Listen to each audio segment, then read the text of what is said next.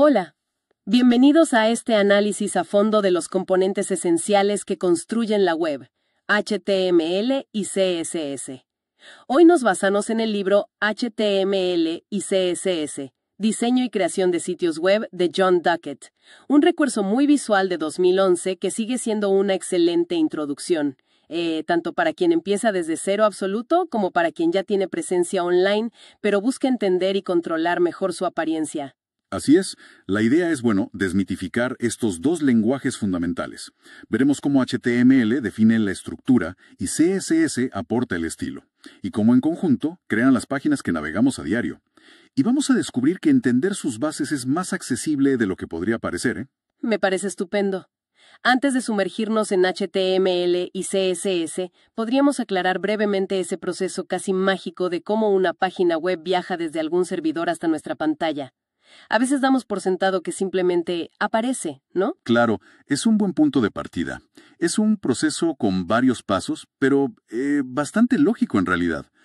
Cuando se introduce una dirección como www.ejemplo.com en el navegador, este inicia la petición. Lo primero es averiguar dónde está alojado ese sitio. Para eso, contacta a un servidor DNS. Piensa en ello como una gigantesca guía telefónica de Internet, que traduce el nombre de dominio, www.ejemplo.com, a una dirección numérica única, la dirección IP del servidor web correspondiente. Entiendo. Como buscar la dirección física antes de ir a una tienda. Una guía telefónica. Claro. Exactamente. Con esa dirección IP, el navegador ya sabe a qué servidor conectarse, que podría estar físicamente en cualquier lugar del planeta, ¿eh? Establece la conexión y le pide los archivos de la página. El servidor responde enviando esos archivos, principalmente el documento HTML, los archivos CSS que definen el estilo, imágenes, scripts, todo eso, de vuelta a través de Internet hasta el navegador. Y el navegador es el que junta todas esas piezas entonces. Correcto. El navegador interpreta el código HTML para entender la estructura, aplica las reglas CSS para determinar la apariencia, carga las imágenes y ejecuta otros códigos si los hay. El resultado final es la página web visualmente renderizada que vemos en pantalla. Clarísimo el viaje. Ahora sí, hablemos del pasajero principal, HTML, o Hypertext Markup Language. El libro insiste en que no es un lenguaje de programación como Java o Python. ¿Cuál es su rol exacto entonces? Se menciona algo de darle estructura al contenido. Esa es la palabra clave, estructura.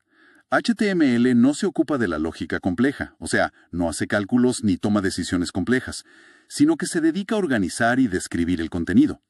La analogía del periódico es útil. Identifica qué es un titular principal, qué son los subtítulos, dónde empiezan y terminan los párrafos, si hay una lista, si algo es una cita.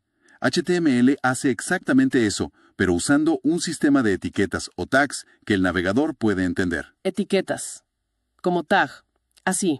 Entre esos piquitos. Precisamente, van encerradas entre corchetes angulares. Por ejemplo, P es la etiqueta para indicar el inicio de un párrafo.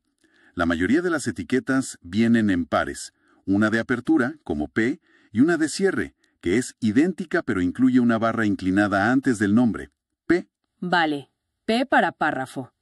Lo que va en medio es el contenido afectado. El texto, supongo. Exacto.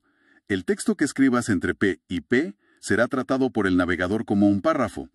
Al conjunto completo, la etiqueta de apertura, el contenido que envuelve y la etiqueta de cierre se le denomina un elemento HTML. Entendido. ¿Y siempre funcionan en pares, apertura y cierre? ¿O hay excepciones? La gran mayoría sí, porque delimitan un contenido. Sin embargo, existen los llamados elementos vacíos o autocerrados. No envuelven contenido directamente, por lo que no necesitan una etiqueta de cierre separada. Ejemplos comunes son BR, que fuerza un salto de línea dentro de un texto. Como presionar Enter. Justo. O HR, que dibuja una línea horizontal divisoria. O la etiqueta IMG, que se usa para insertar imágenes y que veremos tiene sus propios atributos. A veces se escriben con esa barra al final, como en BR, una convención heredada de XHTML, aunque en HTML5 moderno a menudo se simplifica a BR. Interesante esa distinción. Entonces, si quisiéramos armar la estructura más básica de una página web entera, ¿Cómo se vería ese esqueleto HTML, el mínimo indispensable? Hay una estructura fundamental que se repite siempre. Se empieza con una declaración llamada Document Type HTML. Esto simplemente le informa al navegador que el documento sigue el estándar HTML5, la versión actual y la que cubre el libro de Duckett. De acuerdo, la declaración inicial. ¿Y después? Después, todo el contenido de la página web se envuelve dentro del elemento raíz HTML, con su correspondiente cierre HTML al final del todo. Dentro de HTML, encontramos dos secciones principales y obligatorias, Head y Body. Cabeza y cuerpo, suena intuitivo. ¿Qué información contiene cada uno? El Head, cabeza, contiene metadatos e información sobre el documento HTML, no el contenido visible directamente en la página. Aquí va, por ejemplo, la etiqueta Title. El texto que pongas entre Title y Title es lo que aparece en la pestaña del navegador. Ah, el titulito de la pestaña. Exacto. Y es crucial no solo para el usuario, sino también para el SEO. SEO. ¿Te refieres a la optimización para motores de búsqueda como Google, para que te encuentren mejor? Exactamente. Un buen título ayuda a los buscadores a entender de qué trata la página y a mostrarla en resultados relevantes. También en el Head es donde enlazaremos nuestro CSS, como veremos más adelante. Comprendido. ¿Y el body? El body, cuerpo, es donde reside todo el contenido visible de la página. Los textos, las imágenes, los enlaces, los videos, los formularios. Todo lo que el usuario final ve e interactúa en la ventana principal del navegador, desde la etiqueta de apertura body hasta su cierre body. Tiene sentido. Vale, profundicemos en las etiquetas para estructurar el texto dentro del body. Mencionamos P para párrafos. ¿Cuáles son otras etiquetas esenciales? Los encabezados son fundamentales para jerarquizar la información. Van desde H1 hasta H6. H1 representa el encabezado de mayor nivel, generalmente usado para el título principal de la página o de una sección importante. H6 es el de menor nivel. Usar estos encabezados no solo afecta el tamaño visual por defecto, sino que crea una estructura semántica clara, lo cual es vital para la accesibilidad. Accesibilidad. ¿Te refieres a lectores de pantalla y eso? Justo, para lectores de pantalla. Y también para el SEO. Ayuda a entender la importancia de cada parte. Como usar diferentes niveles de títulos en un procesador de texto para crear un esquema, una estructura lógica. Esa es una buena analogía. Y sí, P para los blocos de texto principales. Los navegadores suelen añadir automáticamente un margen vertical entre párrafos para separarlos visualmente. Ahora, el libro toca un punto interesante sobre el significado del texto más allá de la estructura básica. Habla de poner texto en negrita o cursiva y menciona que hay dos formas de hacerlo: B versus strong y I versus M. ¿Cuál es la diferencia si visualmente parecen iguales? Excelente pregunta, porque nos introduce el concepto de semántica en HTML. Es algo sutil, pero importante. Visualmente, B de bold y strong, que indica importancia fuerte, suelen renderizarse como texto en negrita.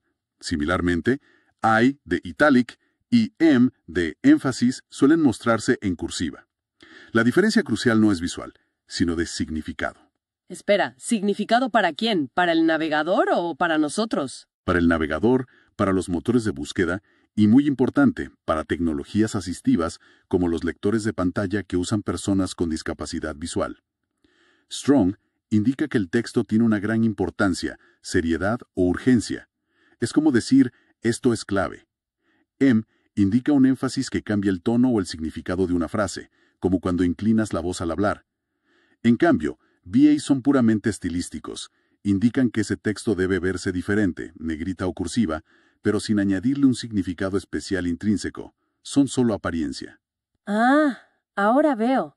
O sea, si quiero destacar una palabra clave importante para el contenido, debería usar strong. Si solo quiero que una palabra se vea en negrita por diseño, sin que sea conceptualmente más importante, usaría be. ¿Así? Precisamente. Es una distinción sutil pero importante para crear HTML semánticamente correcto y accesible. Y ya que estamos con texto, el libro menciona otras etiquetas útiles como sub para superíndices. Como en las fórmulas. E igual a M sub 2 sub o el 4 sub TH sub en inglés. Exacto. Y sub para subíndices, como en fórmulas químicas, H sub 2 sub O o CO2 sub. Son detalles prácticos. Detalles prácticos, sí. Y hablando de cómo interpreta el navegador lo que escribimos, no solo las etiquetas, el libro menciona algo llamado colapso del espacio en blanco. ¿Qué significa eso? Suena raro. Es un comportamiento estándar de los navegadores al procesar HTML. Si en tu código fuente pones múltiples espacios seguidos, tabulaciones o saltos de línea entre palabras o elementos, el navegador generalmente los tratará como un único espacio al renderizar la página. Los aplasta, digamos. O sea, que puedo indentar mi código HTML con espacios y saltos de línea para que sea más legible para mí como humano, sin preocuparme de que eso genere espacios raros o enormes huecos en la página visible. Eso es. Exacto. Permite formatear el código fuente para una mejor organización y legibilidad sin afectar, en la mayoría de los casos, la presentación final. Es bastante útil, la verdad. Genial. Parece que con estos elementos ya se podría intentar crear una primera página web muy simple. ¿Es muy complicado empezar? ¿Necesito software especial? Para nada. Y eso es una de las bellezas de HTML. Como bien señala Docket, lo único indispensable es un editor de texto plano. El bloc de notas Notepad en Windows o TextEdit en Mac son suficientes para empezar. Y claro, cualquier navegador web moderno, Chrome, Firefox, Edge, Safari. Y los pasos básicos serían, así, rápido. Escribir la estructura HTML fundamental en el editor de texto. El .doctype HTML, HTML, head con un title y body con quizás un H1 y un P. Algo sencillo. Luego, guardar ese archivo. El punto crítico es guardarlo con la extensión .html. Por ejemplo, mi primera _página.html.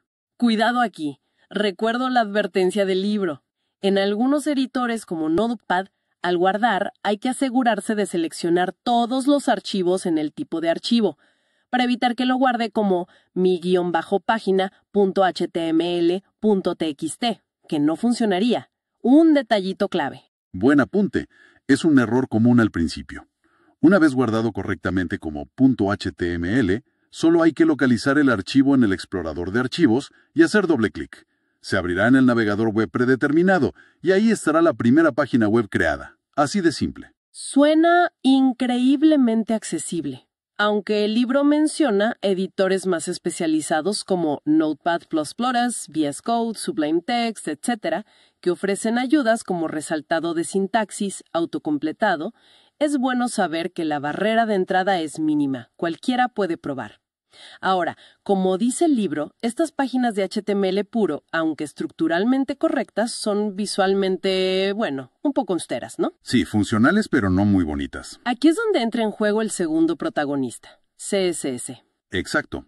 Si HTML proporciona el esqueleto y el contenido en bruto, CSS, Cascading Style Sheets, se encarga de la piel, la ropa, el maquillaje, en definitiva, de toda la presentación visual y el diseño. CSS es lo que transforma ese documento estructurado en algo visualmente atractivo y bien distribuido. Vale. ¿Y cómo opera CSS? ¿También usa etiquetas como HTML? No directamente. CSS funciona mediante un sistema de reglas. Cada regla define cómo deben verse ciertos elementos HTML. Una regla CSS básica consta de dos partes fundamentales: un selector y un bloque de declaraciones. Selector y declaraciones. ¿Podrías desglosarlo? ¿Qué es el selector? El selector apunta al elemento o elementos HTML a los que se quiere aplicar el estilo. Puede ser muy simple, como el nombre de una etiqueta HTML. Por ejemplo, H1 para seleccionar todos los encabezados de nivel 1 o P para todos los párrafos. O puede ser más específico, usando clases como punto producto destacado o IDs como hashtag logo principal, que se definen previamente en el HTML para marcar elementos concretos. Ok, le dice a qué aplicarle el estilo.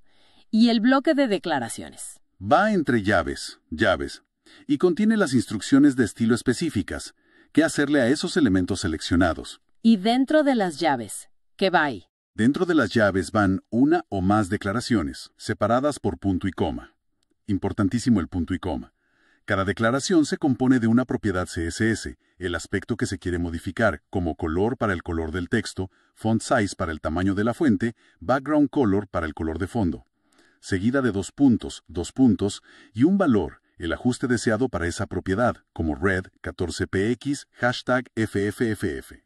Entonces, si escribo h1 color.navy fontweight.bold, eso significa que todos mis H1 tendrán el texto de color azul marino y en negrita. Exactamente. Has definido una regla CSS con el selector H1 y dos declaraciones dentro de las llaves, separadas por punto y coma. Simple, ¿verdad? Sí, la sintaxis parece clara. Ahora, aquí es donde la cosa se pone realmente interesante. ¿Cómo hacemos para que nuestro archivo HTML sepa de estas reglas CSS? ¿Se escriben dentro del HTML? ¿O cómo funciona? Se puede hacer. Existen formas de poner estilos directamente en las etiquetas HTML o en una sección Style dentro del head. Pero la práctica recomendada y más potente, como enfatiza el libro, es usar hojas de estilo externas.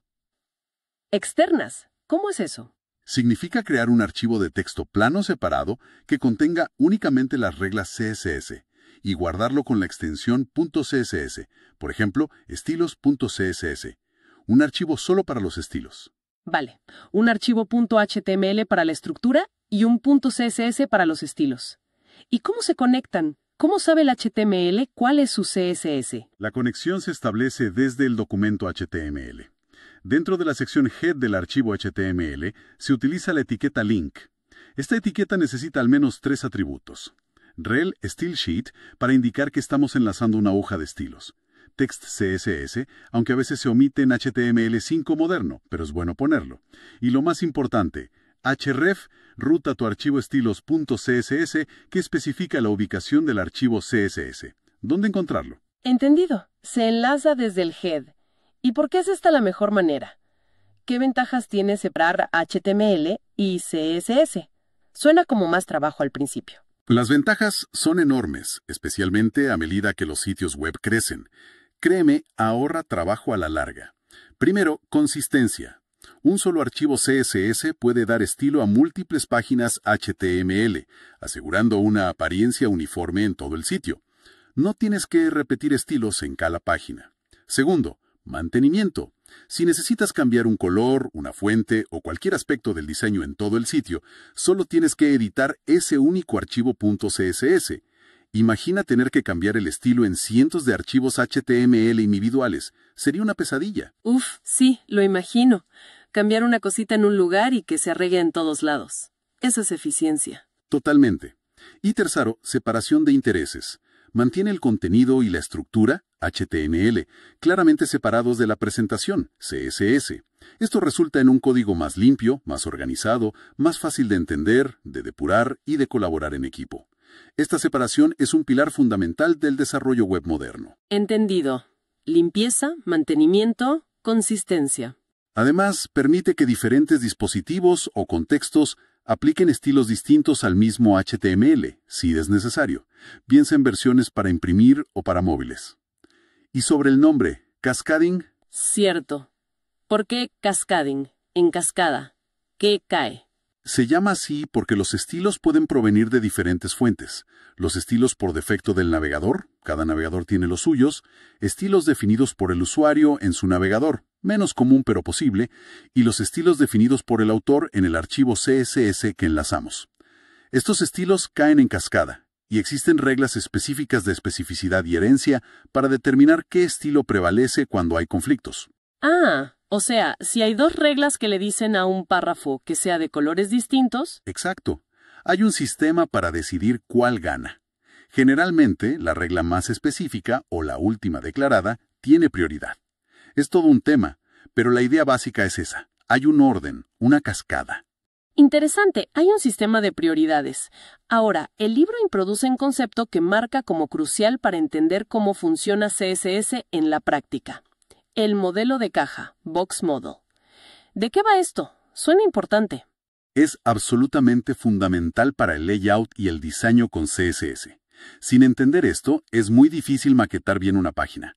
La idea central es que el navegador trata a cada elemento HTML sea un párrafo, un encabezado, una imagen, un div genérico, etc., como si estuviera contenido dentro de una caja rectangular invisible.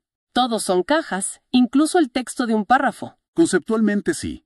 Para CSS, cada elemento ocupa un espacio rectangular en la página. Aunque no veas los bordes, la caja está ahí. Y lo potente es que CSS nos da control total sobre las propiedades de esa caja. Podemos manipularla. ¿Qué tipo de propiedades podemos controlar de esa caja? Podemos definir las dimensiones de la caja, su width, ancho y height, alto. Podemos aplicarle bordes, especificando su grosor, border width, estilo, border style, sólido, punteado, etc. Y color, border color. Podemos establecer un background color, color de fondo, o una background image, imagen de fondo para la caja. Llenarla por dentro. Vale. Tamaño, borde, fondo. Y el espaciado. A menudo las cosas no están pegadas unas a otras. Quiero separar elementos. Exacto. También controlamos el espaciado. Hay dos tipos principales, y es clave distinguirlos. El padding, relleno, que es el espacio dentro de la caja, entre el contenido del elemento, el texto por ejemplo, y su borde. Es como un acolchado interior. Y el margin, margen, que es el espacio fuera de la caja, es decir, el espacio que separa esta caja de las cajas de los elementos vecinos. Es el espacio entre cajas. Ajá. Padding es espacio interior, como el relleno de un cojín. Margin es espacio exterior, la distancia con los otros cojines. Ya lo veo. Entender esto del modelo de caja suena como un momento clave. Me imagino a alguien intentando alinear dos elementos y volviéndose loco hasta que comprende que está manipulando estas cajas invisibles con sus márgenes y rellenos. Height, padding, margin, border es lo que realmente permite controlar el espaciado, la alineación y la disposición de los elementos en la página. Pasar de un simple flujo de texto a layouts estructurados y complejos. Obviamente, hay mucho más en CSS para lograr diseños avanzados. Claro, me imagino. Propiedades como display con valores como flex o grid, que son súper potentes, posicionamiento, position, animaciones, un mundo. Pero entender este modelo de caja y las reglas básicas es el cimiento indispensable para todo lo demás. Sin esto, estás perdido. Queda clarísimo. Hagamos un repaso rápido de los puntos clave para que no se nos olvide. HTML se encarga de la estructura y el significado del contenido, usando etiquetas como P, H1, strong, los huesos. Y CSS se ocupa de la presentación y el diseño visual, aplicando estilos mediante reglas compuestas por selectores y declaraciones, propiedad, valor, la ropa y el maquillaje. La forma recomendada de trabajar es separando ambos, contenido y estructura en archivos .html y estilos en archivos .css externos, enlazados desde el head del HTML con la etiqueta link. Correcto. Correcto. Y es vital recordar que, independientemente de las herramientas, frameworks o sistemas de gestión de contenido que se usen para construir un sitio web, al final del día, lo que el navegador del usuario recibe e interpreta para mostrar la página son fundamentalmente estos dos lenguajes, HTML y CSS. Son la base de todo. Perfecto. Para ir cerrando, ¿alguna reflexión final o sugerencia para quienes quieran seguir explorando esto por su cuenta, basándonos en el material? Algo práctico. Hay una técnica muy simple pero poderosa que el libro menciona y que era práctica común entre los pioneros de la web para aprender. Simplemente, mirar el código fuente de las páginas web existentes. Espiar bajo el capot de la web. Verle las tripas. Algo así. Casi todos los navegadores modernos tienen una opción, usualmente al hacer clic derecho sobre la página, que dice «Ver código fuente de la página» o algo similar. Al principio puede parecer un mar de código intimidante, especialmente en sitios complejos, mucha cosa junta. Pero después de esta conversación, quizás quienes nos escuchan puedan empezar a reconocer patrones. Ya no será todo chino. Como identificar las etiquetas H1, P, los enlaces A, o quizás buscar esa línea link rel igual style sheet, que apunta al archivo CSS que mencionaste. Exactamente. O incluso, un paso más allá, usar las herramientas para desarrolladores del navegador. Usualmente se abren con la tecla F12. Estas herramientas permiten inspeccionar un elemento específico de la página. Haces clic en algo que te gusta y te muestra exactamente qué código HTML lo genera y qué reglas CSS le están aplicando estilo en ese momento. Ah, eso es genial. como tener una radiografía interactiva de la página. Ves qué estilo le da qué color o qué tamaño. Justo. Es una forma fantástica de aprender viendo cómo lo hacen otros. Esa es una excelente invitación a la curiosidad. Una propuesta. La próxima vez que se visite un sitio web que llame la atención por su diseño o estructura, ¿por qué no intentar usar esa función de inspeccionar elemento o ver código fuente? Ver si se reconocen las cajas, los márgenes, los paddings, las etiquetas HTML, las reglas CSS que acabamos de discutir. Puede ser una forma muy reveladora de consolidar estos conceptos, ¿no? Sin duda, es una forma práctica y directa de conectar la teoría con la implementación real y seguir aprendiendo de forma autodidacta. Muy recomendable. Pues con esa idea para explorar el esqueleto y la vestimenta de la web, cerramos nuestro análisis de hoy. Muchas gracias por la escucha. Ha sido un placer. Hasta la próxima.